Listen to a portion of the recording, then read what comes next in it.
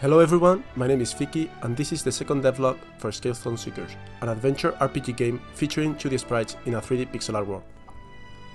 In this devlog I want to address the progress of the last months since the last devlog and summarize everything. For the next devlogs that will come in the future, I will go in depth with many of the things I will be addressing in this video, so please feel free to give ideas for future devlogs if you have some. I will start with the transition that we made from the Unity built-in render pipeline to URP. We started this project using Unity 2018, and since Unity has progressed a lot in the last years, we decided to upgrade using URP. Here is the current graphic state of the game. As you can see, many things have changed in the environment like grass, trees, wind, and so on. After the transition to URP, we decided to start working on the demo.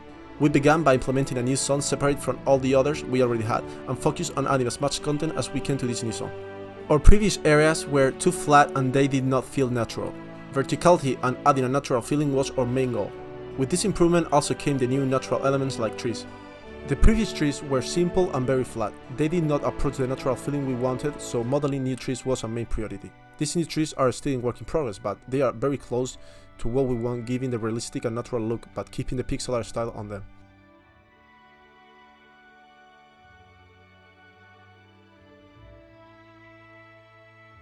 The world will be filled with puzzles and other challenges to give the world a more interesting aspect in terms of exploration.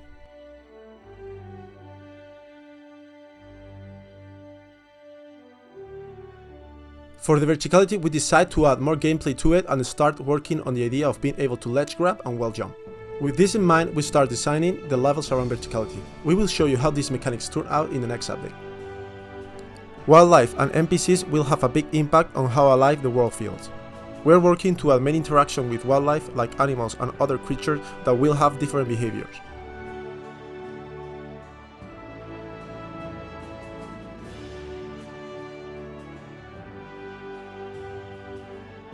NPCs will give you quests, tell you stories and interact with you. Some of them will give you different endings and interesting background.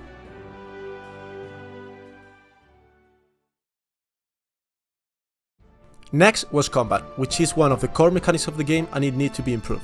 Our main problem was the lack of movement and freedom of it, and also the lack of death when attacking upwards or downwards.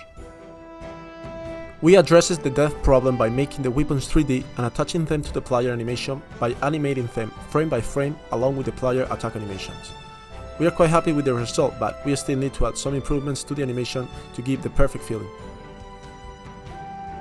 Once the depth problem was addressed, we decided to add more complexity to the combat by adding different attack directions. Currently, we add the possibility to attack from left to right or right to left, and we still want to add vertical possibilities. These attacks can be blocked using directional blocking with your weapon, which means that if an attack is coming from your left, you can attack in that direction to make a parry. The weapons will collide and both attacks will be cancelled. Shields are also an easier option for blocking at the cost of stamina.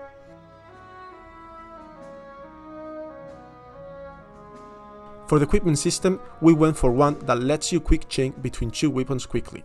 This means that you can combine different attack styles and quick chain between them.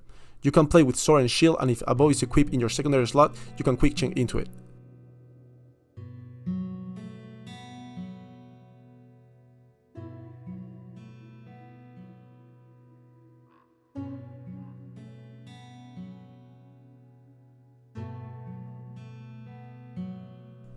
We will go into more depth and more details for the combat in a future devlog.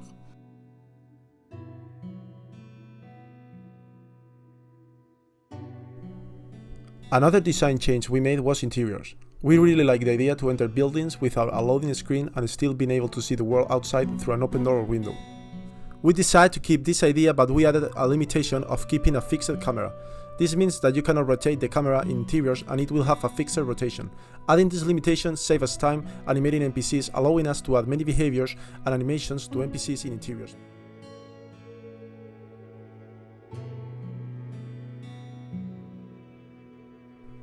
Thank you for watching this second devlog for ScaledStone Seekers. Let us know in the comments your thoughts on what would you like to see in the game and in future devlogs. Consider subscribing and following us in social media to not miss any update. Also, join our Discord community, where you can give us closer feedback. Lastly, thanks to our composer Vera for the amazing music. And again, thanks all for watching.